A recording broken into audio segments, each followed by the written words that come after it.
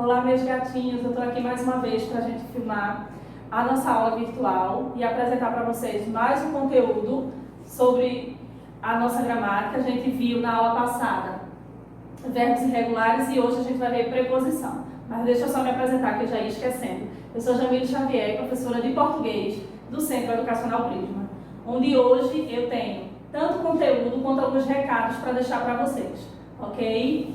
A princípio, eu quero falar para vocês que a gente vai iniciar a aula revisando o conteúdo da primeira aula e em seguida a preposição. Já nos últimos slides da nossa aula, eu vou deixar para vocês redação, tá? Como vocês sabem que é de costume, a cada 15 dias a gente tem aula de redação e por mais que esses encontros venha a ser virtual, a gente não pode fazer diferente, ok? Primeiro, eu quero lembrar para vocês e dizer que o nosso sarau ele foi apenas adiado, ele não foi cancelado, certo? Então eu peço para que vocês passem lá no Facebook da escola, onde foi concedida a mim uma entrevista com Cléo Monteiro Lobato. Ela é bisneta do escritor Monteiro Lobato, homenageado no nosso sarau. Ela disponibilizou essa entrevista e eu ia apresentar para vocês no nosso sarau, no dia 24 de abril. Como infelizmente, devido a tudo isso que está ocorrendo, o nosso sarau teve que ser adiado, eu disponibilizei para a escola e está no Facebook da escola, certo? Então, eu falando com a Cléo, ela disse o seguinte, que as curiosidades e as dúvidas que você venham a ter sobre o bisavô dela, vocês podem estar disponibilizando para mim, que eu envio o material para ela e ela vai conceder a nós uma nova entrevista. Então, eu peço o seguinte, passa lá no Facebook da escola, procura a entrevista de Cléo Monteiro Lobato, e deixa lá suas dúvidas. Caso você não queira ir no Facebook para deixar as dúvidas lá, você vem e deixa no comentário também que eu envio para ela, para a gente vir a ter um novo material para o nosso sarau e a gente se enriquecer ainda mais sobre esse escritor. Ok? E sobre o trabalho de literatura, que é o meu segundo aviso, eu quero dizer para quem ainda não fez, que faça um trabalho de literatura, faça uma leitura do seu capítulo, faça um resumo. A gente tinha pensado no Diário Viajante no início do ano, no meu planejamento, porém, devido a tudo isso, a gente não teve como a gente dar adiante, seguir adiante. Então, eu peço a vocês o seguinte, façam o seu trabalho de literatura em casa, na matéria de português. Quando retornarmos, eu vou estar dando a corrigida, certo? Para quem não leu, há tempo para isso, para fazer a leitura, certo? E agora a gente vai ver, já foi dado os 2 exemplos, e agora a gente vai ver o conteúdo de preposição. Bom, aí agora a gente começa aqui, como foi dito, com a revisão dos verbos irregulares. Pega aí o livro para fazer acompanhar todo o conteúdo, tá? A gente viu na primeira aula os verbos irregulares, que são aqueles que têm uma estrutura, né? Ele vai variando, pode variar tanto o radical quanto a desinência. A gente viu o radical, que é a parte fixa do verbo, e a vogal temática, que são a, e e i, que nas conjugações é conjugação. Primeira conjugação, a, segunda conjugação, e terceira conjugação, i. E hoje, para a nossa segunda aula, a gente vai ver preposição.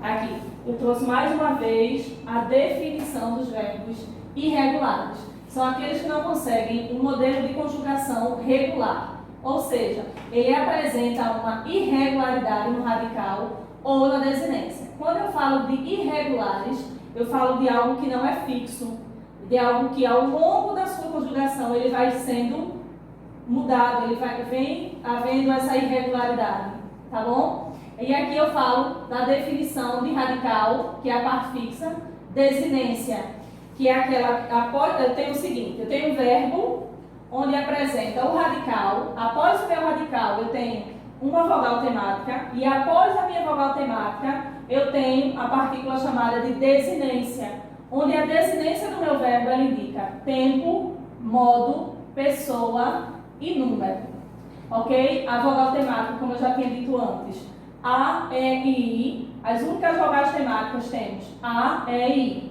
As conjugações, os verbos eles só têm 3 conjugações, primeira, segunda e terceira conjugação. A primeira conjugação do verbo é vogal a, são os verbos terminados em a. A segunda conjugação são os verbos terminados em E. E a terceira conjugação são os verbos terminados em I.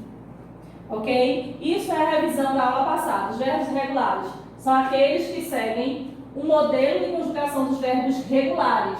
Ou seja, eles apresentam uma irregularidade, tanto no radical quanto na desinência. Ok? Essa é a definição dos verbos irregulares. Aí hoje a gente vem para a nossa segunda aula virtual com a temática de preposição. Aí eu trago aqui para vocês, como sempre, acompanhei no livro de vocês e no caderno, e vocês sabem como eu gosto de sempre trabalhar a definição e de sempre deixar anotado também no caderno. Aí eu trouxe aqui a definição de preposição para vocês. É a classe de palavras invariável que liga duas ou mais palavras, estabelecendo entre elas determinadas relações de sentido e dependência. Ok? Então, ele vem para ligar duas ou mais palavras para que elas possam ter sentidos e dependência. Aí eu trouxe para vocês aqui o seguinte, esse exemplo. Estou em Paris por sua causa. Estou, Paris, tua casa. Seria esse enunciado com a ausência das minhas duas preposições, em e por. Então, quando eu digo aqui, na minha definição, que ela liga duas ou mais palavras para estabelecer uma relação de sentido, eu provo isso nesse exemplo.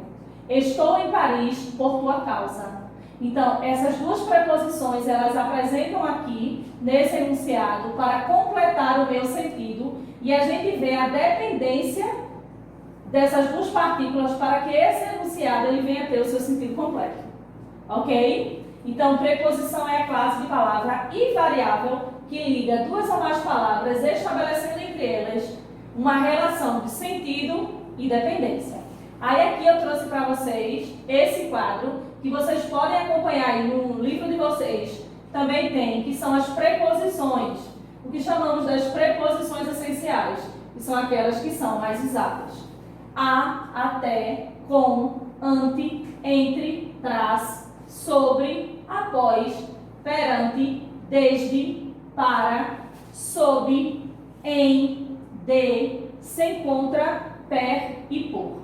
Esse aqui são as que não são muito usadas, porém, é necessário que a gente tenha um conhecimento uma vez, porque ela não é tão usada. Porque elas são muito usadas quando a gente está numa linguagem padrão, uma linguagem já bem elevada. Então, como a gente não faz muito uso do português padrão em todo momento, ela não é muito usada.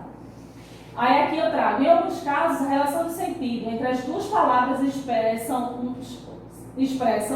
são denominadas de locução prepositiva. O que são locuções prepositivas? São aquelas expressões que usamos e nessa locução prepositiva sempre fazemos uso da preposição de. Deixa eu só mostrar aqui para vocês os exemplos. Locuções prepositivas. Abaixo, aqui são os exemplos das preposições. Abaixo de, diante de, dentro de, antes de acordo com e em cima de. Essas são as locuções prepositivas. São preposições e os seus sentidos. Preposições essenciais, está aqui naquele quadro que eu apresentei no slide anterior. E isso aqui são algumas locuções prepositivas que também tem no livro de vocês podem estar acompanhando aí. Aí agora a gente vai ver preposições e os seus sentidos. A gente sabe que, como eu sempre digo a vocês, quando vocês têm alguma dúvida que me perguntam, e vocês sabem como na sala, professora, o que é que significa isso, como é que está? Gente, em que contexto? Muitas vezes, dependendo do contexto, as palavras vocês sabem que elas mudam e variam de significado. E é por isso que as preposições têm, de acordo com o contexto, ela tem os seus sentidos. A, preposição lugar. A é a preposição, essa aqui são os sentidos. Nunca vou a São Paulo. Então, essa preposição A aqui está dando a ideia de lugar, está dando o sentido de lugar. Com, aí, o sentido de companhia. Vou dançar com ela. Aqui eu tenho de. Aqui qual o sentido? O sentido de modo. ele só anda de bermuda. Desde da ideia de tempo, desde quando você vai à festa. Em, dá o sentido de lugar, quando ela estava perdida em algum ponto do bairro. Para, dá o sentido de finalidade, devo estudar muito para passar de ano. Isso é sempre. Aqui eu tenho a preposição por com o sentido de quantidade. Seu time ganhou por 2-0. E aqui eu tenho a preposição sem, no sentido de ausência. A menina foi à festa sem a irmã. Esse sem aí, como a gente sabe, que sem com S é de ausência, de falta, e sem com C é questão de valor. Ok? Então essas são as preposições e os seus sentidos. Agora a gente vai ver as contrações das preposições. Aí eu apresento para vocês o seguinte: aonde vamos após o isolamento social? Eu acredito que diante da nossa realidade, hoje muita gente pergunta quando disser, está tudo liberado, para onde eu vou? Se eu vou ao shopping, se eu vou à praia, se eu fico em casa com medo ainda? Então essa é uma dúvida bem constante diante da nossa triste realidade. E eu trago aqui a contração da preposição aonde. A preposição e onde advérbio de lugar. Então isso aqui, esse aonde, chamamos de contrações das preposições. O outro exemplo que eu trago para vocês é: ao amanhecer, irei passear no shopping. A de preposição, mais o O de artigo definido, fica ao. Ao amanhecer, irei passear no shopping. Outra observação que tem no quadro da página 70, e eu peço para que vocês grifem, e a atividade é da página 71 a 73, sobre o assunto de preposição, a classificação das preposições e a contração das preposições. Ok? Não esquece de fazer o exercício. Aí agora, como eu falei no início do vídeo, eu trago para vocês redação, como faz já o nosso segundo encontro, a cada 15 dias fazemos, né, a aula de redação. Eu trago a temática para vocês o seguinte: os desafios do isolamento social no Brasil. Eu quero que essa é a temática, os desafios do isolamento social no Brasil. Eu quero que vocês criem o seu título e que essas 20 linhas escritas do texto dissertativo elas sejam divididas em 4 parágrafos.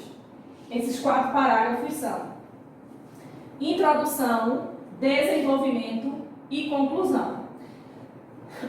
Eu vou só estar aqui relembrando para vocês, porque a gente já teve aula de estrutura da redação esse ano. Quem é a introdução, qual o papel do desenvolvimento e qual o papel da conclusão, tá bom? A introdução é aquele parágrafo onde você vai organizar as suas ideias, onde você vai colocar nesse parágrafo todas as ideias que você tem com base na temática do texto, que a nossa temática é os desafios do isolamento social no Brasil. Ok? Cria seu título e vai fazer uma introdução sobre essa temática. Fez a introdução, organizou todas as ideias, lembrando que nessa introdução o parágrafo ele tem que ter entre 5, no mínimo 5 linhas e no máximo 7. Nem 4, nem 8. Ok? Entre 5 e 7 linhas é o seu parágrafo, é a estrutura do parágrafo. Após você organizar suas ideias, aí você vem para o segundo parágrafo, que a gente chama de desenvolvimento. Por que de desenvolvimento? Porque você vai desenvolver as suas ideias, aquelas ideias que você colocou no primeiro parágrafo, você vem e desenvolve nesses 2 parágrafos. Temos 2 parágrafos de desenvolvimento.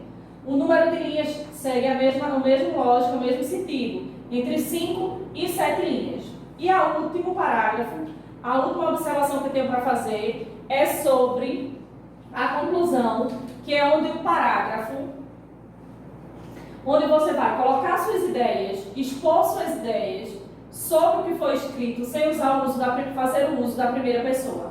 Sempre em terceira pessoa, nunca, jamais em hipótese alguma, usar eu acho, na minha opinião, nunca o eu, sempre falando em terceira pessoa, ok? Então essa aqui, a gente encerra o nosso segundo encontro. Olá, meus gatinhos, e esse foi o conteúdo de hoje para o 7º ano, tá? Façam as atividades, estudem, façam a leitura, resolvam as questões, e por hoje é só. Até o nosso terceiro encontro virtual.